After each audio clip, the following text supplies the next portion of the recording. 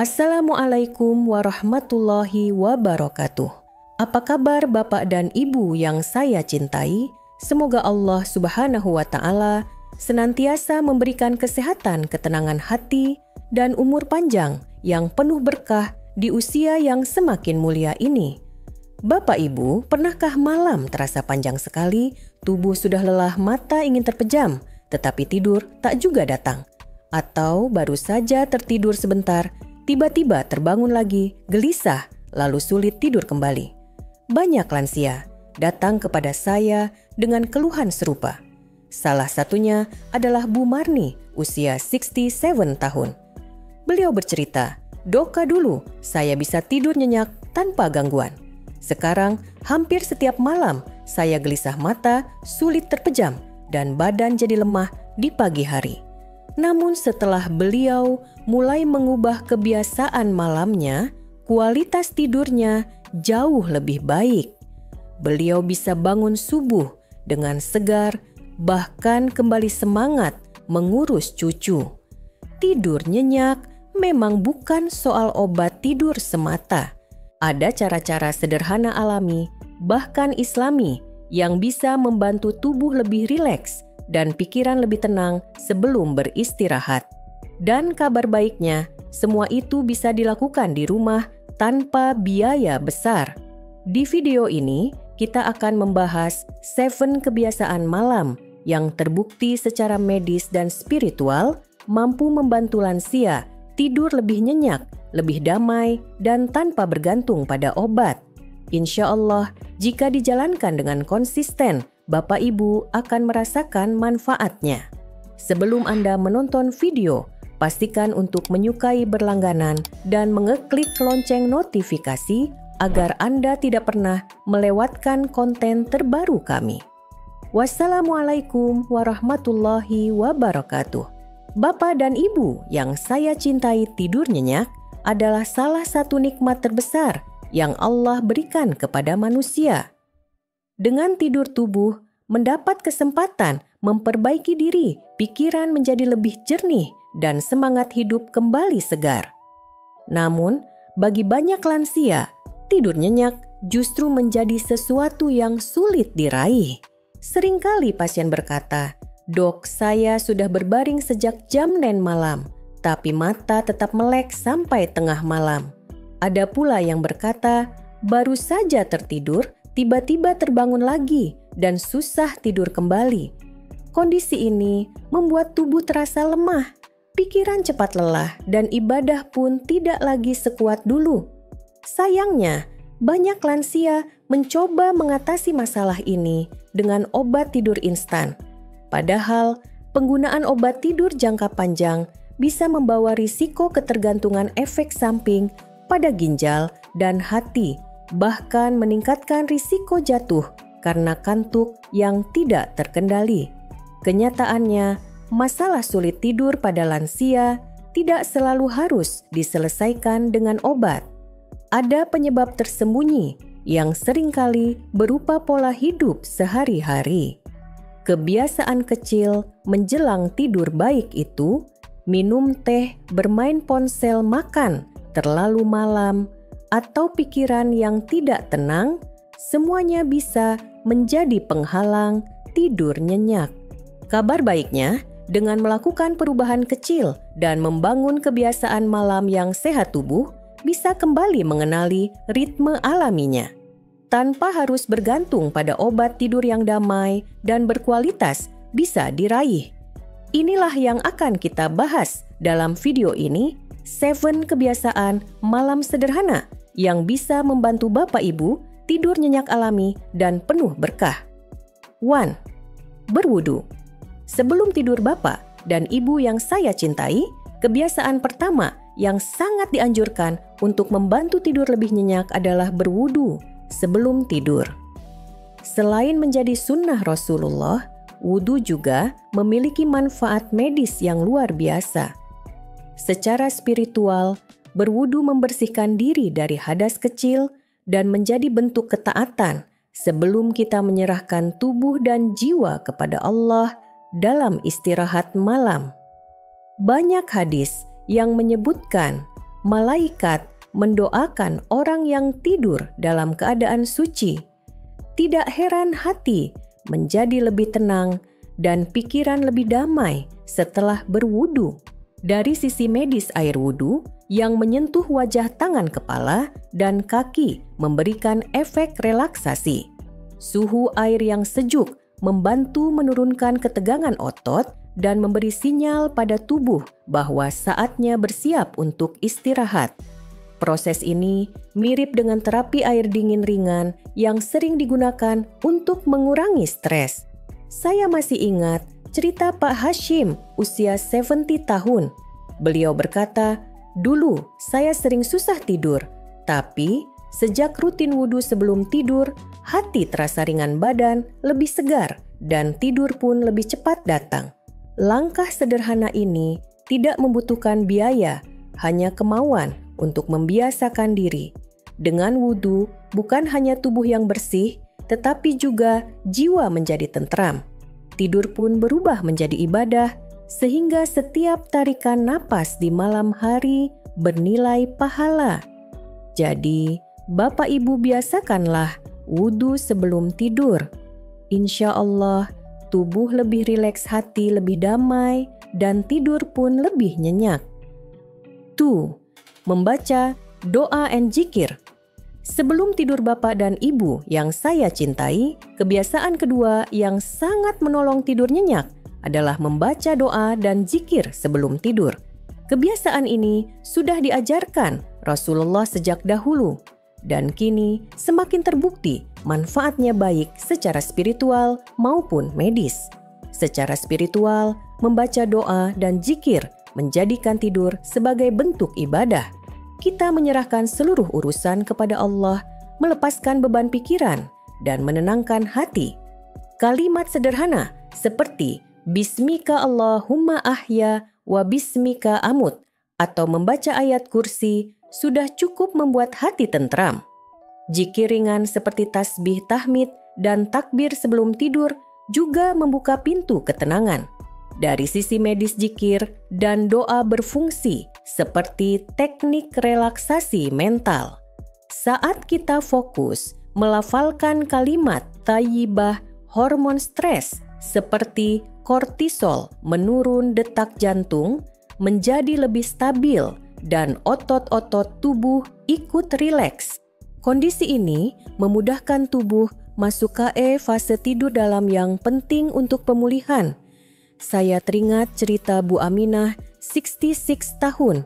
Beliau berkata, "Dulu saya sering gelisah, pikiran berputar-putar sebelum tidur.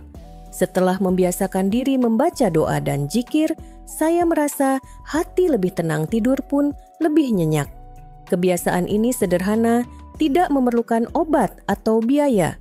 Cukup duduk tenang di atas tempat tidur, tarik napas dalam, dan mulai membaca doa serta zikir. Insya Allah, tidur Bapak Ibu bukan hanya lebih nyenyak, tetapi juga lebih berkah. 3. Menghindari ponsel, TV. Sebelum tidur Bapak dan Ibu yang saya cintai, kebiasaan ketiga yang sangat berpengaruh terhadap kualitas tidur adalah menghindari ponsel dan televisi sebelum tidur. Banyak lansia yang tanpa sadar terbiasa menonton berita, malam sinetron, atau bermain ponsel hingga larut, lalu mengeluh sulit tidur. Secara medis, layar ponsel dan televisi memancarkan cahaya biru blue light. Cahaya ini dapat menekan produksi hormon melatonin, yaitu hormon yang mengatur rasa kantuk. Akibatnya, otak menerima sinyal seolah-olah masih siang hari, sehingga kantuk tidak kunjung datang. Selain itu, konten yang ditonton juga bisa memengaruhi kondisi psikologis. Menonton berita yang penuh konflik atau membaca pesan WhatsApp yang membuat cemas bisa menambah pikiran, sehingga hati semakin gelisah. Saya pernah menangani Pak Yusuf, 69 tahun, yang mengeluh insomnia. Setelah ditelusuri, ternyata beliau sering bermain ponsel sampai jam 11 malam. Ketika beliau mencoba mematikan ponsel 1 jam sebelum tidur, kualitas tidurnya membaik secara signifikan. Solusinya sederhana, batasi penggunaan ponsel dan TV minimal 1 jam sebelum tidur. Gunakan waktu itu untuk aktivitas yang lebih menenangkan seperti membaca doa zikir atau sekadar bercengkerama ringan dengan pasangan. Ingat, tidur adalah saat tubuh dan jiwa beristirahat. Dengan menghindari cahaya layar hormon tidur, bisa bekerja dengan baik, otak menjadi rileks, dan tidur pun lebih cepat datang. 4. Minum hangat. Secukupnya, Bapak dan Ibu yang saya cintai, kebiasaan keempat yang bisa membantu tidur lebih nyenyak adalah minum hangat secukupnya sebelum tidur. Minuman hangat seperti segelas kecil susu hangat atau air putih hangat dapat memberikan efek menenangkan pada tubuh. Secara medis, cairan hangat membantu melebarkan pembuluh darah, melancarkan sirkulasi, dan memberi sinyal relaksasi pada otot. Susu hangat mengandung asam aminotriptofan yang dapat meningkatkan produksi hormon serotonin dan melatonin, 2 hormon penting yang membantu rasa kantuk datang lebih alami. Namun penting untuk diingat minum hangat cukup beberapa teguk atau setengah gelas saja. Jangan sampai minum terlalu banyak karena justru bisa membuat Bapak Ibu sering terbangun di malam hari untuk buang air kecil. Hindari juga minuman berkafein seperti kopi, teh, atau coklat panas sebelum tidur. Kandungan kafein bisa bertahan berjam-jam dalam tubuh dan membuat otak tetap terjaga. Begitu pula dengan minuman manis berlebihan yang dapat mengganggu kadar gula darah di malam hari. Saya teringat kisah Bu Rini 65, tahun yang sulit tidur setiap malam. Setelah mengganti kebiasaan minum teh dengan air hangat, beliau merasakan tubuh lebih rileks dan tidur datang lebih cepat. Jadi, biasakanlah menutup malam dengan minuman hangat secukupnya. Insya Allah, tubuh menjadi lebih tenang, pikiran lebih rileks, dan tidur pun lebih berkualitas tanpa gangguan. 5. Makan malam ringan Bapak dan Ibu yang saya cintai, kebiasaan kelima yang sering dilupakan tetapi sangat memengaruhi kualitas tidur adalah makan malam ringan. Banyak lansia terbiasa makan malam terlalu larut atau dengan porsi yang terlalu besar. Akibatnya, perut terasa penuh, pencernaan bekerja keras, dan tubuh sulit benar-benar rileks. Secara medis, makan berat menjelang tidur membuat lambung harus terus mencerna makanan. Proses ini dapat menimbulkan rasa tidak nyaman seperti kembung nyeri ulu hati atau bahkan refluks asam lambung. Kondisi ini jelas mengganggu tidur nyenyak.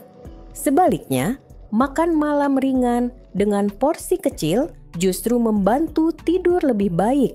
Pilihlah makanan yang mudah dicerna seperti sayuran rebus sup bening tempe, tahu atau buah rendah gula. Hindari makanan berlemak tinggi gorengan atau pedas karena dapat memperberat kerja pencernaan. Saya pernah menangani Bu Lestari, 70 tahun, yang sering mengeluh perut panas dan susah tidur. Setelah beliau mengganti kebiasaan makan nasi goreng malam hari dengan sup sayur ringan sebelum jam 7 malam, kualitas tidurnya jauh membaik. Waktu makan juga penting. Usahakan makan malam 2-3 jam sebelum tidur agar pencernaan memiliki waktu cukup untuk bekerja. Jika merasa lapar lagi, menjelang tidur cukup konsumsi camilan ringan seperti pisang matang atau segelas kecil susu hangat. Ingat, Bapak Ibu tubuh yang ringan dan nyaman akan lebih mudah beristirahat. Dengan makan malam yang tepat tidur pun lebih nyenyak dan bangun pagi terasa segar. 6. Peregangan atau senam ringan. Bapak dan Ibu yang saya cintai, kebiasaan keenam yang dapat membantu tidur lebih nyenyak adalah melakukan peregangan atau senam ringan sebelum tidur. Tubuh lansia seringkali terasa kaku setelah seharian beraktivitas. Jika langsung berbaring tanpa melemaskan otot rasa pegal, bisa membuat tidur menjadi tidak nyaman. Secara medis, peregangan ringan membantu melancarkan aliran darah, mengurangi ketegangan otot, dan memberi sinyal pada sistem saraf bahwa tubuh siap untuk beristirahat. Dengan otot yang rileks, risiko kram malam hari juga berkurang. Gerakan peregangan tidak harus rumit. Cukup 5-10 menit dengan gerakan sederhana. Mengangkat tangan perlahan ke atas, lalu turunkan sambil tarik napas dalam. Memutar pergelangan kaki dan tangan. Membungkukkan badan KE depan secara perlahan. Duduk bersila sambil memutar bahu KE belakang.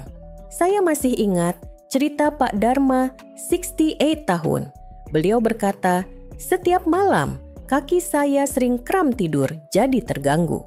Setelah rutin peregangan ringan, sebelum tidur keluhan itu berkurang drastis. Selain peregangan, senam pernapasan ringan juga bisa membantu.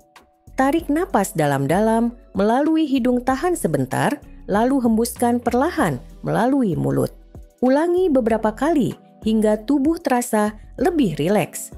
Latihan kecil ini tidak memerlukan alat khusus, bisa dilakukan di kamar, bahkan di atas tempat tidur. Dengan kebiasaan sederhana ini, tubuh menjadi lebih tenang, pikiran lebih rileks, dan tidur pun datang lebih cepat serta nyenyak. 7. Suasana kamar yang nyaman Bapak dan Ibu yang saya cintai. Kebiasaan ketujuh yang tidak kalah penting adalah menciptakan suasana kamar yang nyaman. Banyak lansia tidak menyadari bahwa lingkungan tidur sangat berpengaruh terhadap kualitas istirahat. Kamar yang terlalu terang panas atau berisik membuat otak sulit masuk KE, fase tidur dalam. Sebaliknya, suasana kamar yang tenang, cahaya redup, dan suhu sejuk membantu tubuh lebih rileks. Gunakan lampu tidur yang lembut agar suasana terasa damai. Perhatikan juga kasur dan bantal. Kasur yang terlalu keras atau bantal yang terlalu tinggi bisa menimbulkan nyeri punggung dan leher. Pilihlah alas tidur yang sesuai dengan kenyamanan tubuh.